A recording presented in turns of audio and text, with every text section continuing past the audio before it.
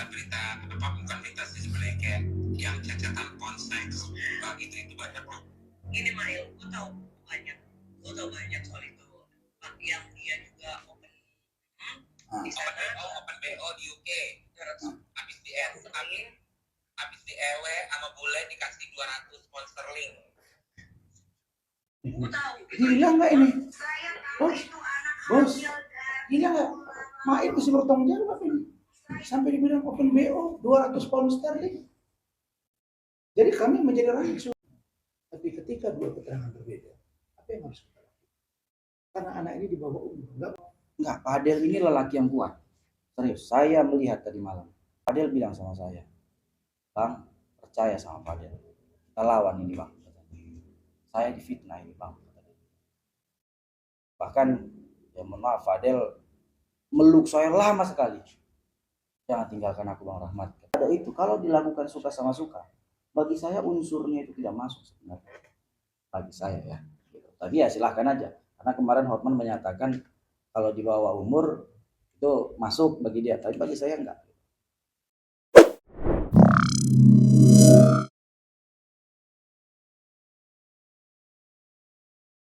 Begini, kami justru lagi bertanya-tanya, ada apa dengan Bobi? Perbedaannya itu apa? Kok tiba-tiba dia merubah seluruhnya? Info yang kami dapat itu dia merubah semuanya. Ya kalau dia merubah semuanya, pertanyaannya apa saja yang merubah itu? Tentu harus kita dalami. Nah kita mau lihat.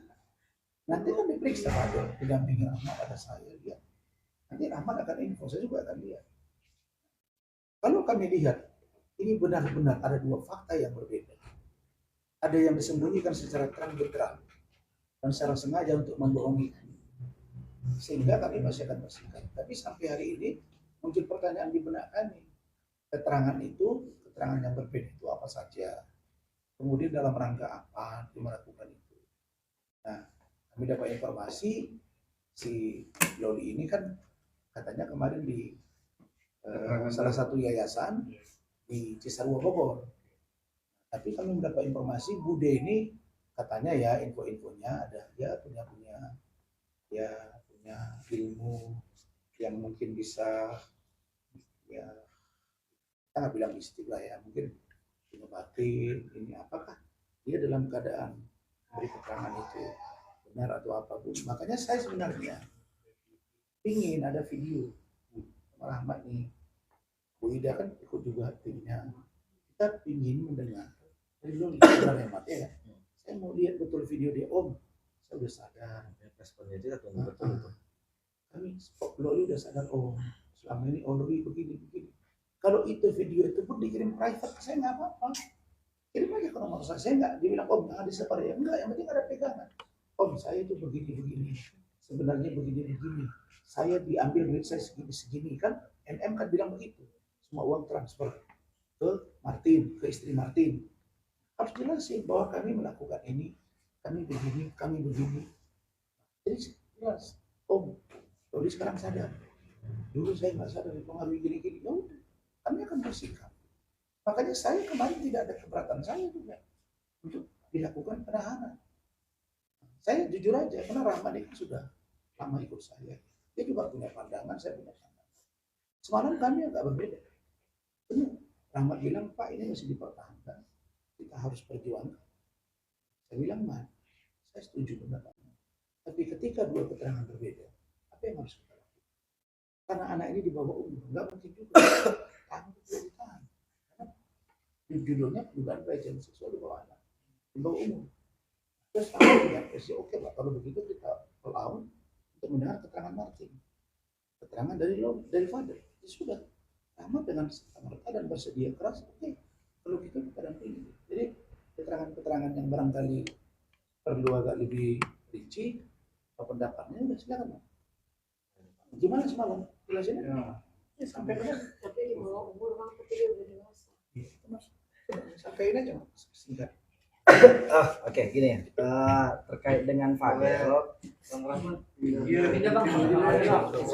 sebelahnya. Nah, terkait dengan Fadel, kejadiannya itu tadi malam setelah pemeriksaan itu kan pukul 8, ya kan. Nah, sebenarnya Fadel ini belum dilakukan penahanan. Oke. belum dilakukan penahanan. Hanya saja dilakukan tadi malam tindakan penangkapan. Ya, setelah perubahan status Fadel dari saksi menjadi tersangka.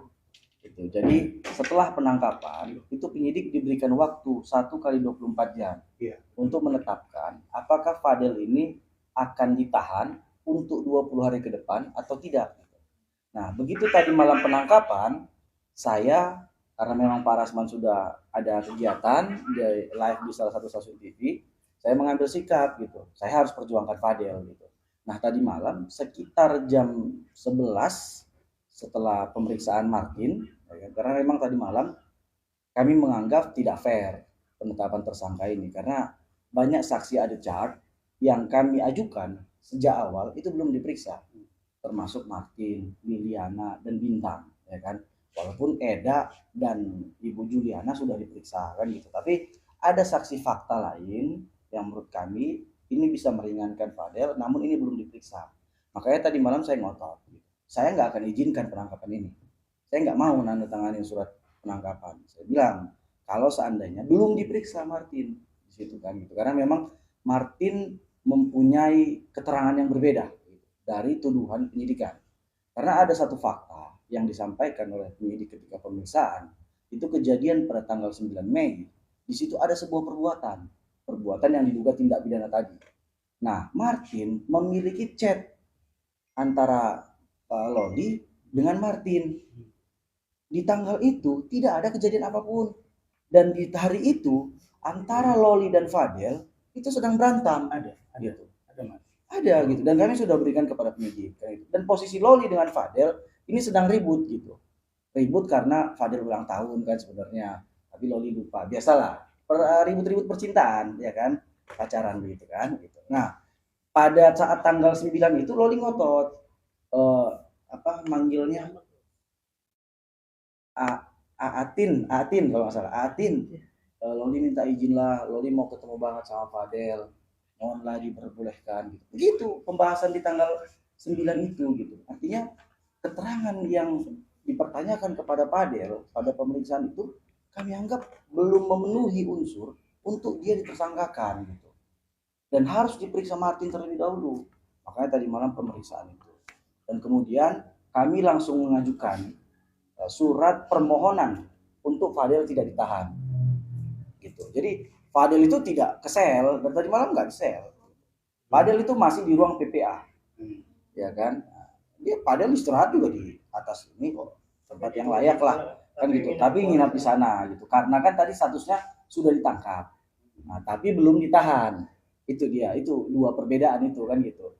Nah, jadi batas waktu untuk apakah Fadel akan ditahan atau ditangguhkan atau atau tidak ditahan atau dipulangkan sebagaimana surat kami itu nanti malam jam 8 malam. Nah, sekarang itu sedang berlangsung pemeriksaan Fadel setelah dia ditetapkan sebagai tersangka.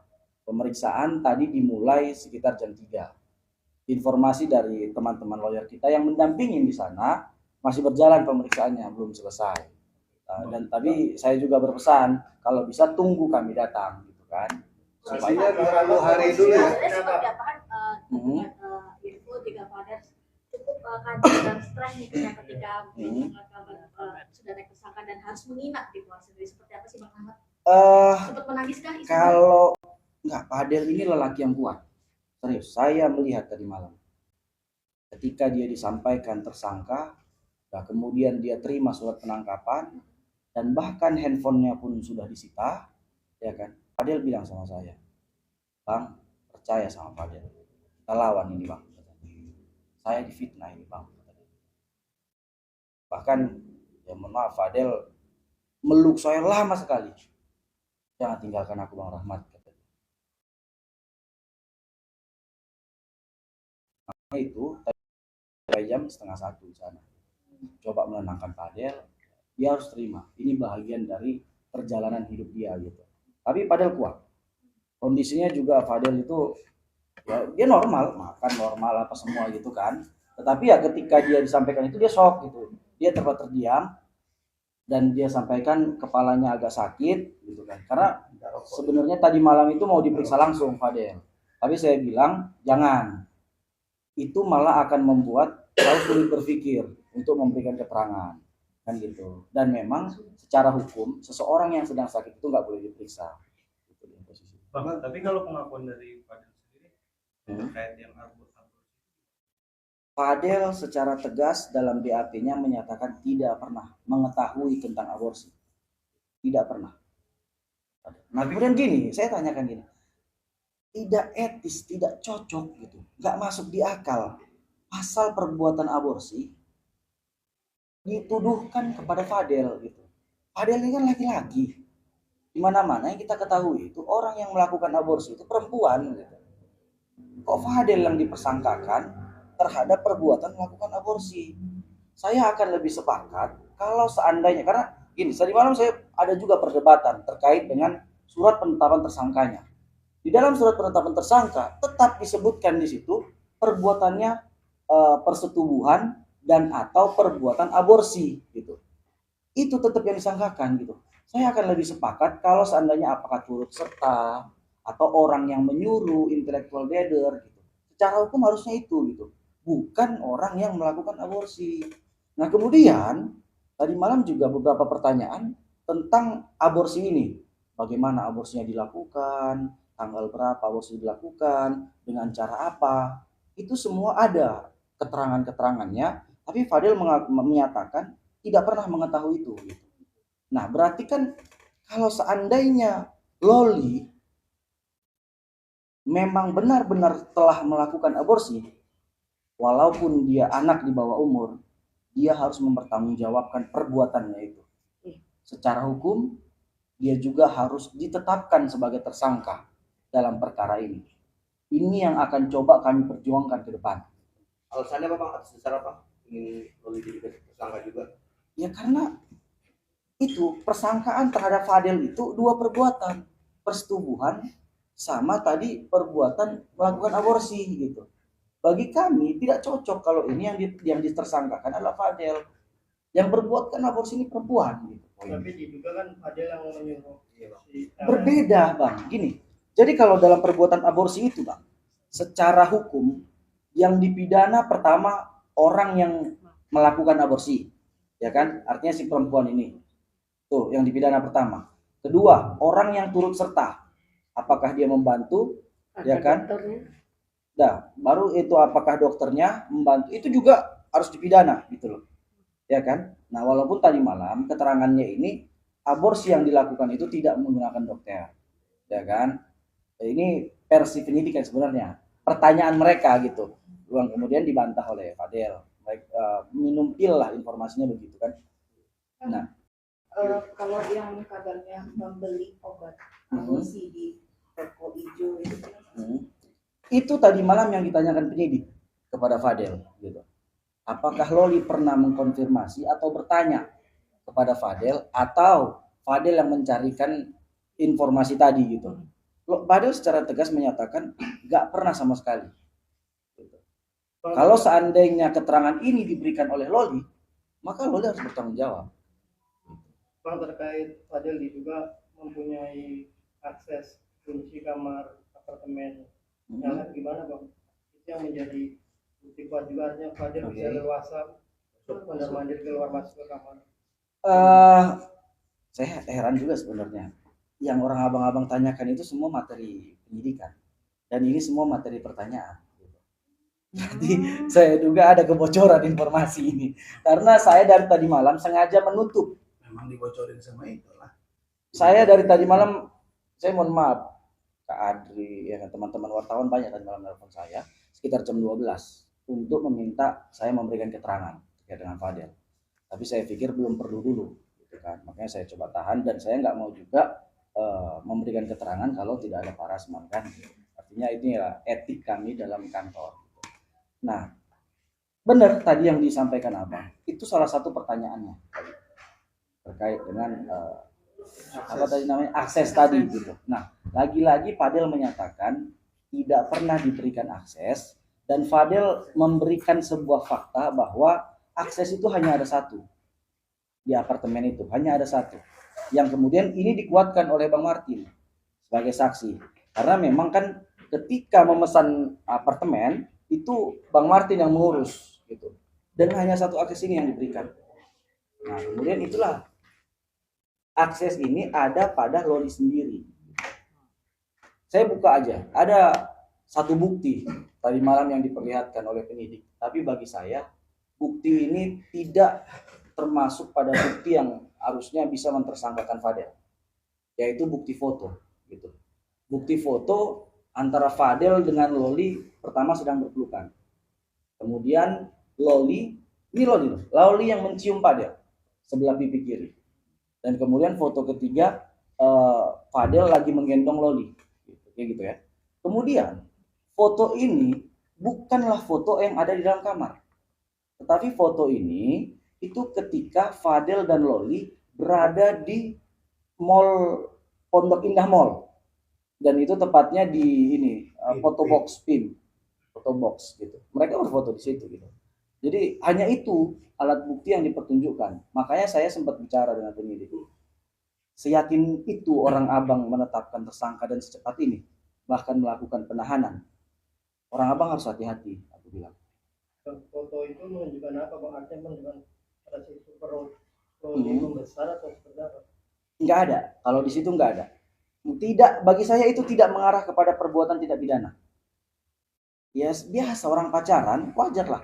Foto pelukan, foto ini. Tapi ini Loli juga yang mencium gitu. Kemudian gini juga yang harus dipahami. Pasal persetubuhan ini, walaupun dia anak, tetap harus ada upaya ada itu. Kalau dilakukan suka sama suka, bagi saya unsurnya itu tidak masuk sebenarnya. Bagi saya ya. Tapi ya silahkan aja. Karena kemarin Hotman menyatakan kalau di bawah umur itu masuk bagi dia. Tapi bagi saya enggak. Karena ada unsur suka sama suka itu. Ya. Dan ini unsur dari dalam pasal tidak bisa ditolerir gitu. Karena kata-katanya jelas dan bukan dan atau.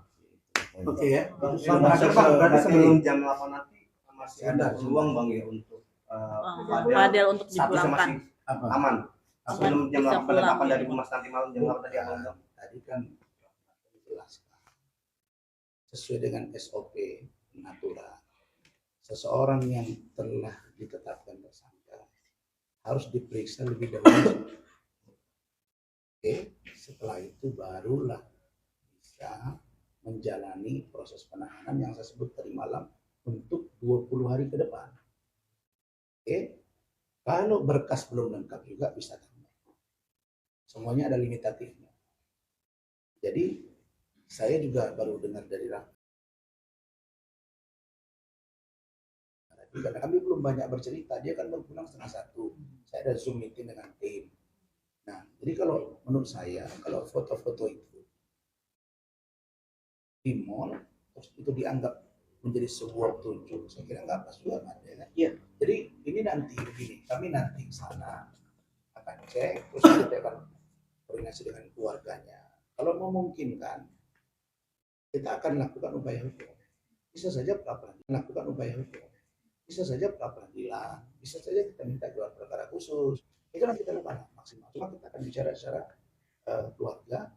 Nah, jadi kalau saya juga baru lihat tadi rilis dari Kasiumas, jadi saya kumpul rumah. Ya memang saya lihat di situ pernyataannya ada terkait dengan aborsi. Ini pertanyaannya, ini, apakah anak di bawah umur melakukan perbuatan yang salah, terus atas nama hukum dia tidak dikenai sanksi? Oh benar. Ini bahaya juga kan? Dia itu Sekarang saya sudah lihat kemarin penjelasan bahwa ini materi ya, tapi kami aneh juga di kok materi Anda tahu gitu. Nah, jadi karena Anda sudah tahu begini, ya berarti ada yang membocorkan. Tapi nggak apa-apa, kita jawab.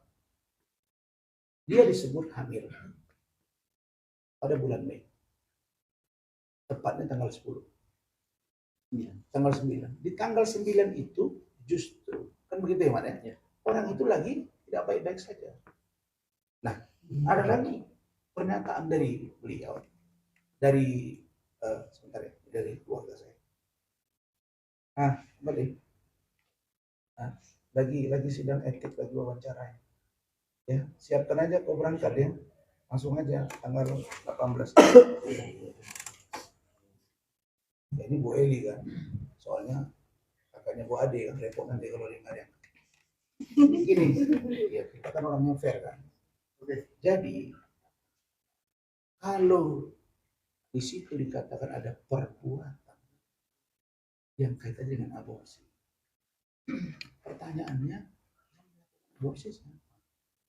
Apalagi di 9 Mei itu ada pengakuan dia hamil dan tidak diberitahukan kepada Fadel, betul kan Mas? Ya, kalau dia hamil tidak beritahu terus dia yang gugurin sendiri, terus apa urusannya ke Fadel?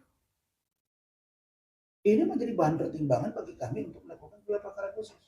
Kalau begini siapa sih komplain? Siapa sih komplain? Kenapa? Karena hamil tidak beritahu ada dua pertimbangan. Hamil karena Fadel atau hamil karena yang lain, bos. Saya boleh sekarang mengungkap karena kita rekam semua. Loli itu mengakui berhubungan badan juga dengan beberapa bule. Jadi bukan hal yang tabu bagi dia berhubungan badan, maaf. Ketika di SMP kelas 3, dia juga memberitahu bahwa yang mengambil gadis dia, ini orangnya.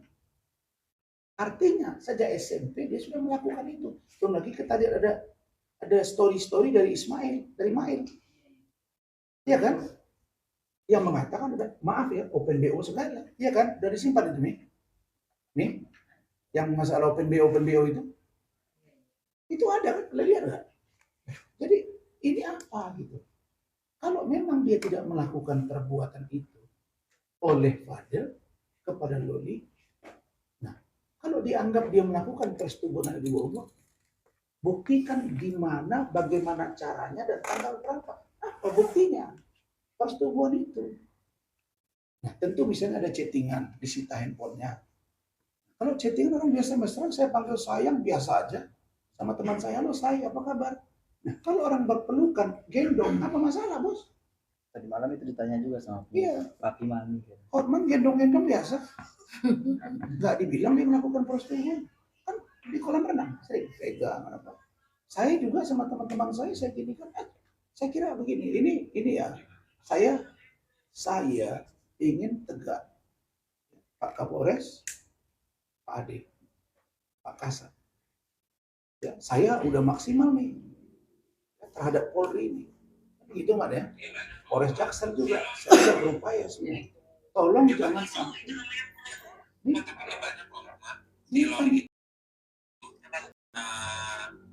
berita-berita apa bukan berita sih sebenarnya kayak yang cacatan ponseks itu banyak loh. Ini Mail, gue tahu banyak soal itu.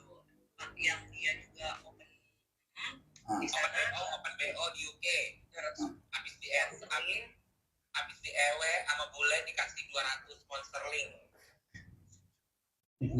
Gila nggak ini? Bos, gila nggak? Main mesti bertanggung jawab ini. Sampai dibilang open BO 200 pound sterling. Jadi kami menjadi rancu, tapi nggak apa-apa. Saya semalam pertama penyidik itu, Kanit semua itu pada diam, berkumpul bertiga. Saya lihat itu. Mau cerita ke saya takut, saya datang. Kalian ngomong aja yang terang. Dia tersangka, kalian gelar, ditahan, sebut aja. Nggak mau pusing, kan gitu Pak. Oh Pak Abi, enggak, saya tanya aja. Ya udah, kalau memang benar, 2 alat bukti ya, jangan kalian mengada-ngada. Nanti akan kami uji. Ya udah, kalau begitu boleh saya kasih tahu kepada keluarganya dan dia. Ya, gimana? Saya beritahu. Saya panggil Fadel, panggil Rahmat, ada Bu Ida, ada Bu Ade. Fadel, saya tanya kamu, jujur, ada kamu melakukan hubungan 10 kali? Fadel, saya ini malah siap, ya sudah demi Allah. Saya tidak takut, ya sudah, apalagi ada ini. Nah, jadi jangan sampai rancu nih. Nah, yang saya lihat sekarang di depan mata adalah gelar perkara khusus. Itu yang di depan mata. Itu akan kami lakukan. Ya, Pak Jenderal. Itu yang di depan mata. Nah, ini Pak Jenderal kami yang saya sebut tadi. Nah, jadi itu yang nampak di depan mata. Itu yang akan kami kerjakan. Dan ini sekali lagi harus berbicara kepada keluarga. Barangkali begitu. Bu Ida juga menyaksikan semalam. Silakan Bu Ida. Kan Bu Ida ini kuasa hukum Fadel juga. Ya, bagi saya saat ini apapun yang terjadi pada Fadel, jika benar dia melakukan, dia harus bertanggungjawabkan. Tapi jangan dia dihukum karena tidak perbuatannya, kasihan. Anehnya, ini juga kemarin sebelum Fadel ditahan, ada statement dari Nikita Mirzani, Fadel jangan sampai nggak datang ya hari Kamis, itu kamu tamat, selesai. Berarti dia sudah tahu. Berarti ini juga ada apa gitu. Seharusnya kan nggak perlu sampai diumbar sebelum itu gitu. Nah, bagi saya hari ini kita sepakat gelar perkara khusus.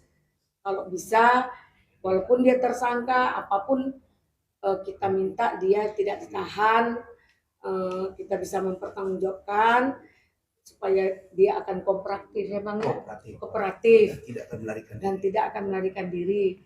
Nah, mungkin itu bagi kami hanya memberikan support kepada Fadel, tetap semangat,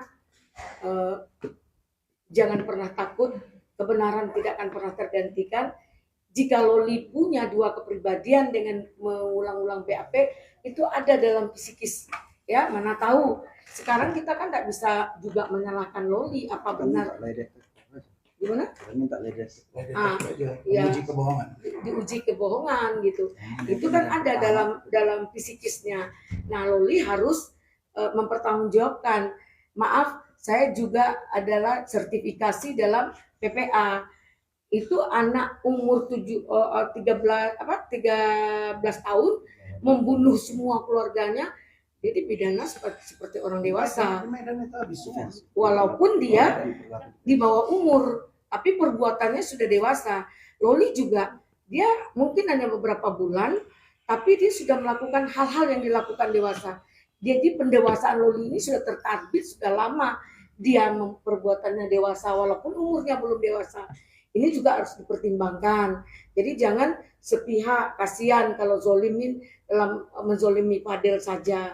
Kita tidak membenarkan jika itu benar apa yang dilakukan Fadel gitu. Nah, tentang akses, tentang apa kan ada pembuktian dari apartemen itu sendiri. Gitu. Mungkin itu dari saya. Ya, masuk kamar belum tentu melakukan perbuatan. Saya kasih kalian jurisprudensi. Vicky Prasetyo, klien saya, dengan Angel Elga. Apa yang terjadi? Di dalam kamar itu jelas ada laki-laki yang bukan muhrimnya.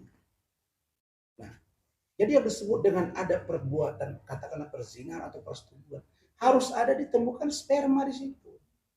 Gak bisa main tanggal sekian, tanggal sekian, tanggal sekian. Itu ujinya ada di gelar perkara khusus.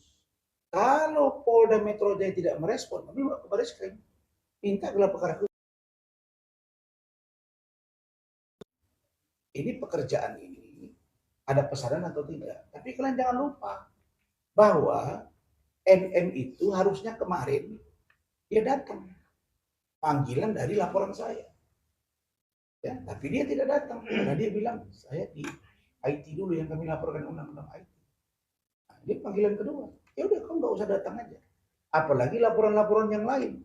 Makanya dia nggak begitu bersemangat, cuma menangis saja dia, saya lihat. Ya, nggak tahu saya nih menangis kenapa. Dan hari ini saya dengar ini Sagara juga buat laporan yang sana. Udah, saya pikir semuanya akan terbukti. Siapa yang melakukan apa, itu yang akan mengalami. Kalau saya syukur pada Allah, mudah-mudahan Allah menambah rezeki dan kekuatan bagi saya dan kemudian.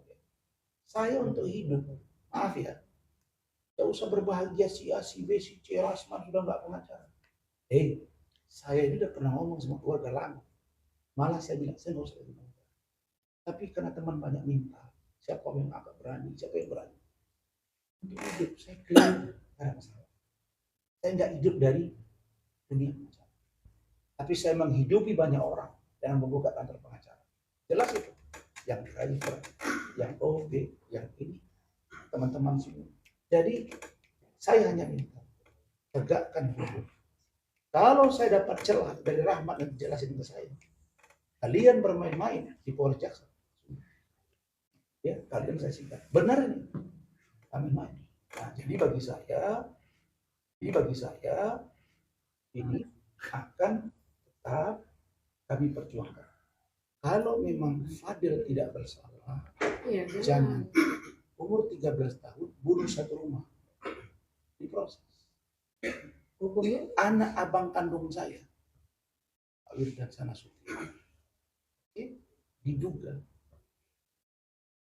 melakukan percobaan pencabulan SMP kelas. Ditahan. Mamanya mengetahui, emaknya ditahan. Neneknya mengetahui, neneknya ditahan. Jadi kalau dia melakukan perbuatan itu, terus dia nggak beritahu kepada Fadil, ngomong dong sama Fadil.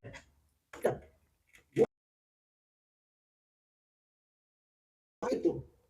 Oke, dia datang Maret, April, Mei. 9 Mei, dia bilang dia hamil. Terus yang melakukan siapa? Tapi saya malas mendebatnya, itu loh Pak. Karena kalau ini kita berdebatkan, debat kusir. Jadi pembuka ini punya data, ini punya. Mereka berkeyakinan. Oke, tapi kita uji keyakinan itu. Kalau itu nanti berimplikasi negatif buat kalian, ya sudah, nggak ada masalah.